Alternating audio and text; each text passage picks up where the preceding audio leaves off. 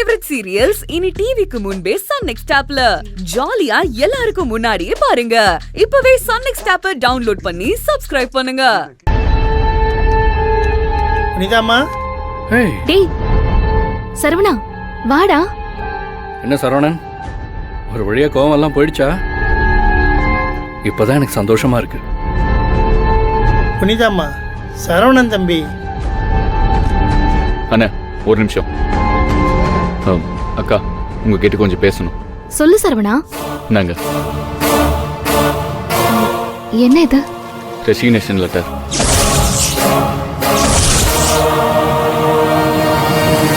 Resignation லெட்டரா? என்ன சொல்ற நீ? நீ தெரிஞ்சுதான் இதை பண்ணிருக்கியா? இப்ப நீ எதுக்கு வேலையை விட்டு போகணும்னு நினைக்கிற? வேலையை விட்டா? என்ன சரவணன், இது உங்க கம்பெனி தானே, மறந்துட்டீங்களா? இந்த கம்பெனில உங்களுக்கு ஷேரும் இருக்கு. நான் அந்த ஷேர் எதுவும் பண்ணலாமாம்மா. நம்ம கம்பெனிக்கு இனிமேல் நான் வேலைக்கு வரமாட்டேன்னு சொல்லிட்டு போக தான் வந்தேன். இதை ஹெச்ஆருக்கு மேலும் அனுப்பியிருக்கேன். சரவணா, இப்ப எதுக்கு நீ இப்படி ஒரு முடிவு எடுத்திருக்க? நானும் தெய்வானியும் ரொம்ப காயப்பட்டேன்க்கா. இனி யார் அடையாளத்துக்கும் பின்னாடி இல்லாம எனக்குன்னு ஒரு அடையாளத்தை உருவாக்கணும்னு நினைக்கிறேன். அதுதான் எங்களுக்கு பிறக்க போற குழந்தைக்கு நான் கொடுக்கிற மரியாதைன்னு நினைக்கிறேன். என்னடா? நல்ல விஷயம் தான் சரவணா, ஆனா அதை நீங்க உங்க கம்பெனில இருந்து செய்யலாம்ல? இல்ல மாமா, சமீபத்துல எங்களை சுத்தி நடந்த விஷயத்துல நானும் தெய்வானி ரொம்ப உடைஞ்சு போயிட்டோம். எல்லாரும் அவங்க தரப்புல இருந்து என்ன வேணாலும் சொல்லலாம். ஆனா கூட இருக்கிறவங்க கூட நம்மள ஒரு பொருட்டாவே நினைக்கலன்னு தெரியும் போது ரொம்ப வலிக்குது மாமா. டேய், இதுக்கு மேல என்ன பேச வைக்காதீங்க. நான் இதுக்கு மேலே எங்க வேலை பார்த்தா எனக்கும் மணிகண்டனுக்கும் தேவையில்லாத வாக்குவாதம் வரும். அது எங்க 2 பேருக்கும் நல்லது இல்ல. உங்களுக்கு மணிகண்டன் தான் பிரச்சனைனா அவனை கூப்பிட்டு பேசலாம். ஆமா சரவணா, நம்ம மணிகண்டனை கூப்பிட்டு பேசலாம். நீ இரு. அக்கா. அண்ணே, நீங்க போய் மணிகண்டனை கூட்டிட்டு வாங்க. சரிங்கம்மா. ஏங்கா? நீ இரு.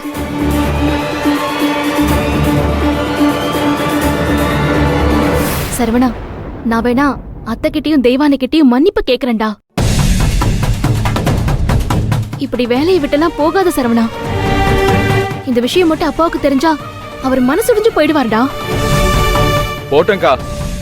அப்பா உடஞ்சு போயிடுவாரு, அம்மா அழுவாங்க, மணிகண்டன் கோவப்படுவான்னு நான் எல்லாருக்காகவும் பேக் ஸ்டேஜா நிக்கிறதெல்லாம் போதும். எனக்கு பின்னாடி பிறந்தவனுக்கு எல்லா மரியாதையும் கொடுக்கறதுல எனக்கு எந்த வருத்தமும் இல்ல. அவனுக்கு முன்னாடி இந்த வீட்டோட மூத்தவனா நான் ஒருத்தன் இருக்குன்றது யாருக்கும் தெரியலன்றதுதான் என்னோட வருத்தமே.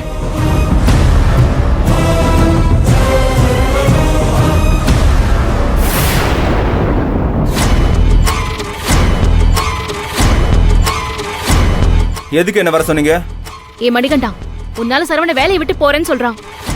என்னாலயா? இத பாரு சரவணா, தீபிகா விஷயத்தை நீ மனசுல வச்சுக்கிட்டு என் மேல கோவப்பட்டா என்னால எதுவும் பண்ண முடியாது. நியாயமா அந்த கோவத்தை இது இங்க நிக்கிறாங்களே உங்க அக்கா, அவங்க கிட்ட காட்டணும்.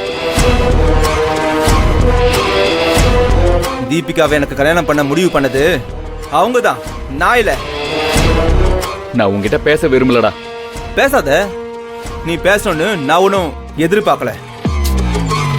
டேய், சண்டை போடாம அவன் கூட சமாதானமா போற வழியை பாரு. இது விளையாடுற விஷயம் இல்ல.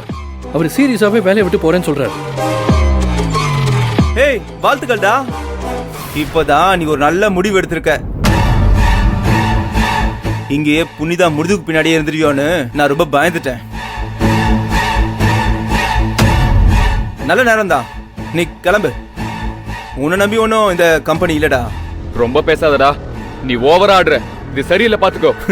யாரு? நான் ஆடுறேனா? சரவணா, இந்த வேலை வேணான்னு நீயா முடிவு எடுத்த? ஆஹா, இல்ல இல்ல, தெய்வான சொல்லிருப்பாங்க, நீயும் சரின்னு சொல்லிருப்ப.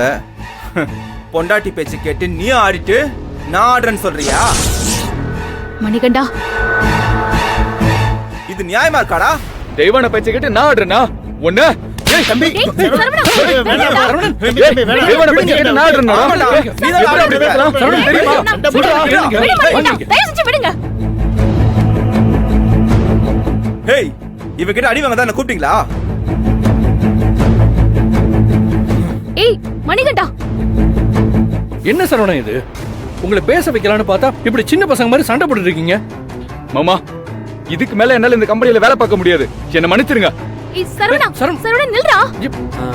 புனிதாம்மா அவங்கள கொஞ்ச நாளைக்கு அவங்க போக்கிலே விடுங்கம்மா, எல்லாம் சரியாயிடுமா. சரிம்மா, நான் வரேம்மா. தம்பி சரவணா நில்லுப்பா.